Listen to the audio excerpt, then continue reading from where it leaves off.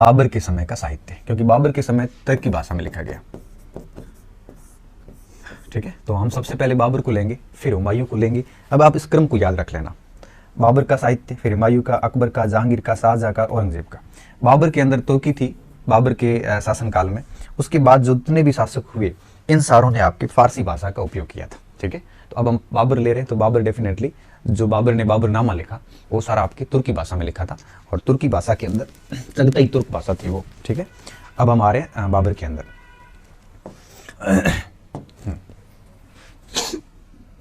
देखिए, पूरे मुगल काल के अंदर 2 आत्मकथाएं लिखी गई थी। ठीक है, पूरे मुगल काल के अंदर 2 आत्मकथाएं लिखी गई थी। तुजुक जहांगीरी, जो जहांगीर ने आत्मकथा लिखी, और तुजुक बाबरी, जो बाबर ने लिखी। ये 2 मेन आत्मकथाएं थी। यूं कही कि मुगल शासकों के द्वारा जो आत्मकथा लिखी गई 2 ही थी, और खास बात यह है कि दोनों की जानकारी ऐसे आत्मकथाओं से मिलती है। हालांकि जहांगीर के काल में कुछ किताबें आई थी, लेकिन मोस्टली सारी जानकारियां जो है वो आत्मकथाओं से मिलती है। ठीक है, बाबरनामा, बाबर ने अपनी आत्मकथा, अब बाबर ने जो आत्मकथा लिखी उसे अपन तुजुक ए बाबरी भी बोलते हैं, उसे वाक्यात ए बाबरी, वाक्यात का मतलब होता है अपने साथ जो घटनाएं घटित होती, वाक्य जो होते हैं उसे वाक्यात ए बाबरी बोलते हैं उसको, और उसको बाबरनामा भी कहा गया है। ठीक है, इंग्लिश में ए मेमोयर ऑफ बाबर भी कहे हैं इसको, कई सारे नाम है इसके। और बाबरनामा लिखा गया तुर्की भाषा में। ठीक है, तो बाबर ने अपनी आत्मकथा चगताई तुर्क, चगताई क्षेत्र है तुर्की का, चगताई तुर्क भाषा में। ठीक है, ध्यान से समझते जाना, मैं आपको बहुत सरल चीजें भाषा में समझाता जाऊंगा। चगताई तुर्क भाषा में तुजुक ए बाबरी, तुजुक ए बाबरी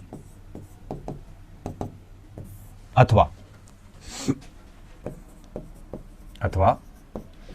वाक्यात ए बाबरी, वाक्यात ए बाबरी, बाबरी अथवा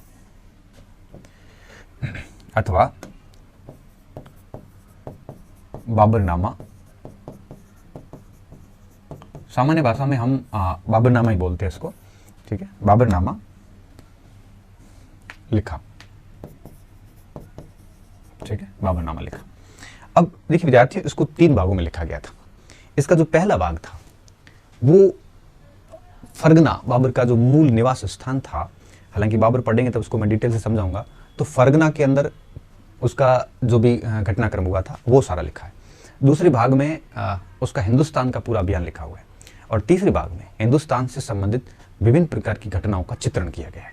ठीक है, सारा तुर्की भाषा में। ठीक है, अब देखिए बाबरनामा लिखा, यह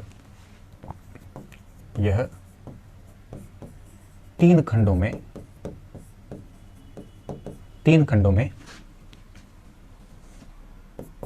लिखा गया। ठीक है, अब देखिए 3 खंडों में लिखा गया। ये 3 खंड कौन से? पहला जो खंड है वो है आपके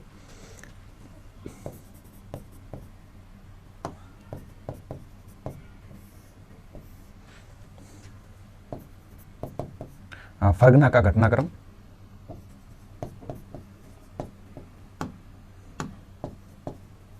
घटनाक्रम पूरा लिखा हुआ है, और दूसरे में हिंदुस्तान विजय अभियान और विजय, और तीसरा जो खंड है इसमें क्या लिखा गया है? इसमें हिंदुस्तान की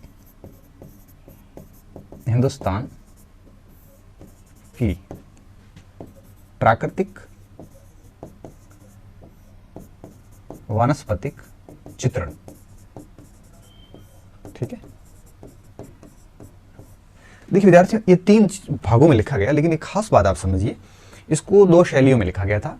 सबसे पहले ऐतिहासिक शैली में लिखा गया, ऐतिहासिक शैली में कंटिन्यू लिखते गए वो, और बाद में इसको पत्र शैली में लिखा गया कि डेली पेज लिखते थे, बाद में पेज इसको कलेक्ट करते थे वो। ठीक है, कपड़े के अंदर उस शैली में भी लिखा गया। इस दौरान क्या हुआ कि जब पत्र शैली में लिखना शुरू किया तो एक प्रकार से उसके कुछ पत्र आंधी तूफानों में उड़ गए, क्योंकि मैंने कहा ना कबीलाई लोग थे, खाना बदोश थे, एक स्थान से दूसरे स्थान विचरण करते रहते थे। तो कुछ पत्र जब उड़ गए तो कई सारे ऐसे घटनाएं हैं जो हमें अभी तक नहीं मिली। इसके हमें 15 भाग मिल गए हैं, ठीक है, 15 पोथियां मिल गई है, लेकिन इसके अलावा हमें कुछ नहीं मिला अभी तक। और भी पोथियां मिल सकती है, कई कई बीच में गैप है वो छूटे हुए, क्योंकि बाबर खुद एक जगह पे लिखता है बाबरनामा में कि हम एक बार एक रात को सोए, जब सुबह उठे तो रात को क्या आंधी, बारिश हो गई, आंधी आ गई थी, उसके कारण मेरे इन पत्रों का एक काफ़ी बड़ी संख्या में पत्र जो उड़ गए थे, हमें वापस नहीं मिले, बड़ी मुश्किल से हम ढूंढ के लाए। तो इस वृतांत से ऐसा हमें लगता है कि कई सारे पत्र जो है वो गायब हो गए, ठीक है। तो इस प्रकार से इन्होंने 3 भागों में बाबरनामा को लिखा है, और इसमें हिंदुस्तान की प्राकृतिक वनस्पतिक चित्रण भी मिलता है, हिंदुस्तान के पूरे अभियान की जो कहानी है वो भी इसमें है, वो मिल जाती है, और इसके साथ साथ हिंदुस्तान की संपूर्ण स्थिति के बारे में भी हमें जानकारी मिल जाती है। तो ये पूरा का पूरा वाक्य हमें इन 3 वाक्य हैं, इसलिए इसको वाक्यात ए बाबरी भी कहा जाता है। अब इसकी बात ये आती है कि हिंदुस्तान की प्राकृतिक चित्रण में क्या कहा, उसको अपन बाद में लेते हैं। आगे आप इसको लिख लो, मैं इसको स्लाइड चेंज कर रहा हूँ। अब इसका तुर्की भाषा में अनुवाद किया गया, ठीक है। आगे चलकर बाबरनामा का तुर्की से फारसी भाषा में अनुवाद। अब देखिए ये कार्य अनुवाद विभाग का है, लेकिन हम फिर भी पढ़ेंगे इस जगह पे, क्योंकि यहीं से पूछा जाता है कि निम्नलिखित में से किस लेखक ने बाबरनामा को फारसी में अनुदित किया था, ठीक है। अनुवाद किया, ठीक है। अब देखिए अनुवाद किसने किया। सबसे पहले बाबर के काल में ही जेतुद्दीन ख्वाजा ने किया।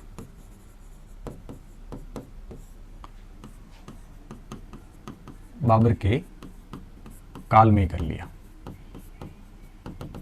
ठीक है। उसके बाद में पैंदा हसन और जैना खान, पैंदा हसन गजनवी व जैना खान, इन्होंने ट्रांसलेशन किया। उसके बाद अब्दुल रहीम खान खाना,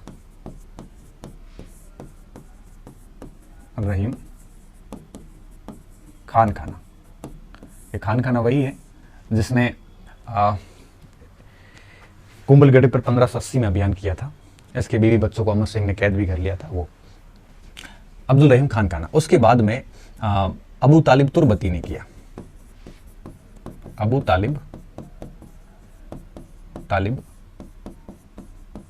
तुर्बती, ठीक है। ये किया था शाहजहां के काल में,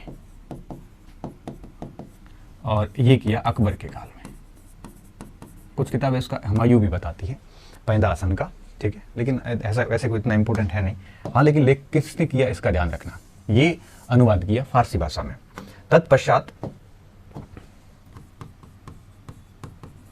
तत्पश्चात इसका अंग्रेजी में भी अनुवाद हुआ, अनुवाद किया गया। अब देखिए अंग्रेजी में 2 अनुवाद हुए। पहला 1826 के अंदर किया गया। 1826 में जो अनुवाद किया गया था वो बेसिकली तुर्की टू इंग्लिश नहीं था, वो फारसी टू इंग्लिश था।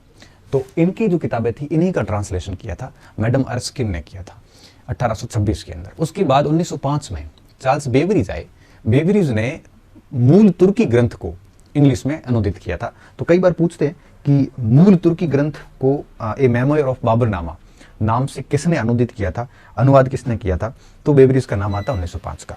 तो इसके 2 अंग्रेजी अनुवाद बहुत इंपॉर्टेंट है और इसका आपको ध्यान रखना है, ठीक है। तो देखिए लिडेन व एर्स्किन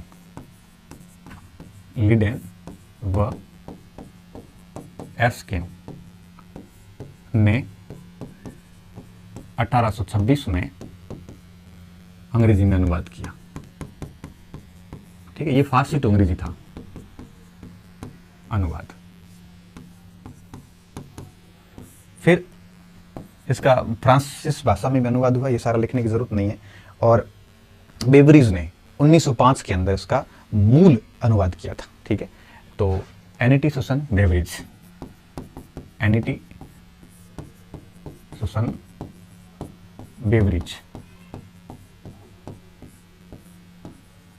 द्वारा 1905 में मूल तुर्की से तुर्की भाषा से अंग्रेजी में अनुवाद। ये बहुत इंपॉर्टेंट है, अंग्रेजी में अनुवाद।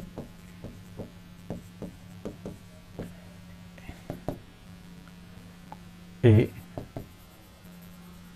मेमोयर ऑफ बाबरनामा नाम से किया, ठीक है, नाम से। तो ये इनका है वो अनुवाद, थोड़ा देख लेना। कई बार अनुवाद परीक्षा में पूछ लेते हैं कि किसने अंग्रेजी में किसने अनुवाद किया और फारसी में किसने अनुवाद किया, ठीक है। तो फारसी में इन 4 लोगों ने किया, ये फारसी अनुवाद था, और वो आपके अंग्रेजी अनुवाद। ये बात आपको ध्यान रखनी है, ठीक है। तो देखो दूसरी स्लाइड भी हमारे यहाँ पे कंप्लीट हो जाती है।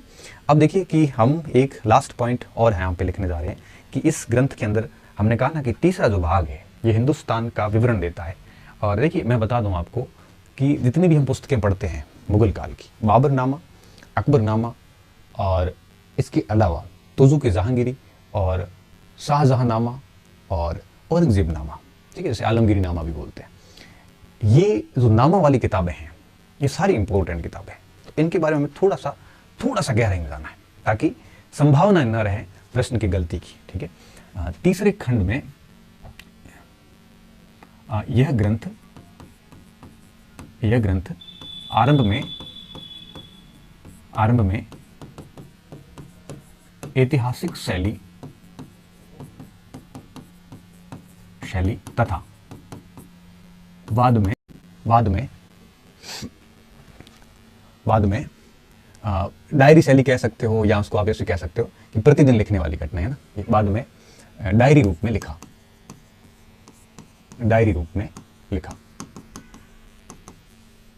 ठीक है, डायरी रूप में लिखा था। और डायरी रूप में लिखा, इस चीज का ध्यान रखना। इस कारण पुस्तक में कई वर्षों के उल्लेख नष्ट हो गए, मिले ही नहीं। और जिनका विवरण जो है, और छूटा हुआ विवरण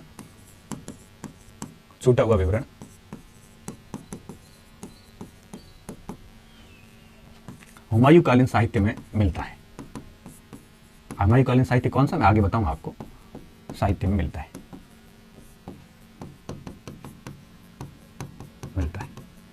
ठीक है। अब देखिए क्या क्या छूट गया, किन किन वर्षों का छूट गया, ये भी हालांकि ऐसे पूछते तो नहीं है कि किन किन वर्षों का छूटा। देखिए 1504-5 के कुछ उद्धरण छूटे हुए हैं, 3-4 के छूटे हुए हैं, और 1508 से लेकर 19 तक के उद्धरण छूटे हुए हैं, कुछ 1520-25 के उद्धरण छूटे हुए हैं, और 1529-30 के 20 के उद्धरण छूटे हुए हैं। तो 28 तक की घटनाओं की जानकारी मिलता है, ठीक है। उक्त विवरण गायब है, ठीक है, वो हुमायूं कालीन साहित्य में मिलेगा। अब इस विवरण में क्या क्या खास बातें जो है हमें विवरण मिला है वो भी थोड़ा देख लो। देखिए बाबर क्या लिखता है अपने साहित्य, बाबर लिखता है कि जब मैं भारत आया तो भारत के अंदर जो लोग हैं यहाँ पे कारीगर बहुत अच्छे हैं, और यहाँ पे कला का काफ़ी अच्छा है, कारीगरों का काफ़ी अच्छा है। ग्वालियर की प्रशंसा की थी उन्होंने, और धौलपुर की प्रशंसा की थी कारीगरी के मामले में। भारत के लोग बड़े बदसूरत हैं, इनको युद्ध करना आता नहीं, प्रशिक्षण नहीं है इनके पास में। इसके अलावा कहता है कि भारत की जो नदियां हैं ये ऐसी है कि इसके जल में उछाल नहीं है, क्योंकि वो उत्तरी एशिया से आया था ना, तो वो पहाड़ी क्षेत्र था, वहाँ नदियां बड़ी तेज गति से चलती है। भारत है बड़ा मैदानी इलाका, तो ये गंगा नदी और इस मैदानी इलाकों में आया था ये। इसने कहा कि भारत की नदियों में उछाल नहीं है, इस कारण सारी नदियां मैंने तैर कर पार की थी। और इसके अलावा इन्होंने विजयनगर साम्राज्य, महाराणा सांगा को अपना खतरा बताया था। ऐसे बहुत सारे, रहट का उल्लेख किया है, गज बाबरी का उल्लेख किया है, काबुल को तलवारों का देश बताया है, बंदूक का पहले बार उल्लेख यहाँ से हमें मिलता है, ठीक है। तो ऐसे कई सारे विवरण हमें बाबरनामा से प्राप्त होते हैं। तो हालांकि बाबर में लिखेंगे फिर भी कुछ बातें। गज ए बाबरी ये भूमि मापने का इलाका था, पैमाना था। गज ए बाबरी, बंदूक, तलवार, काबुल को तलवारों का शहर बताया था, ठीक है, ध्यान रखना। तलवार, रहट पानी सींचने की मशीन होती है, एक अपन जैसे बोलते हैं ना, मशीन नहीं सॉरी, एक चकड़ी बोलते जैसे हम, जिससे वो रस्सी से पानी बाहर खींचा जाता है, फिर रस्सी वापस डाली जाती है, रहट, ठीक है, इनका उल्लेख मिलता है, ठीक है। इसके अलावा इसने कहा था कि भारत के अंदर जो है लोग बदसूरत हैं, लोग बदसूरत हैं, ठीक है। यहाँ की यूं कहीं कारीगर बहुत है, हालांकि कला की तो आलोचना की, कारीगरों की संख्या अधिक,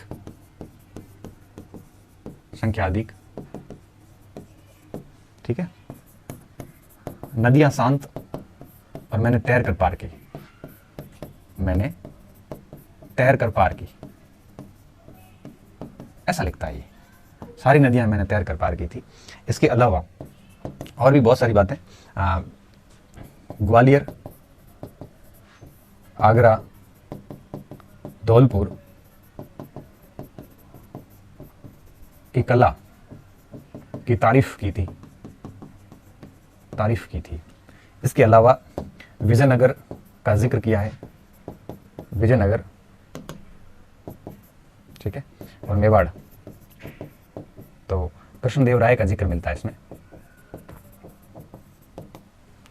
का जिक्र किया है,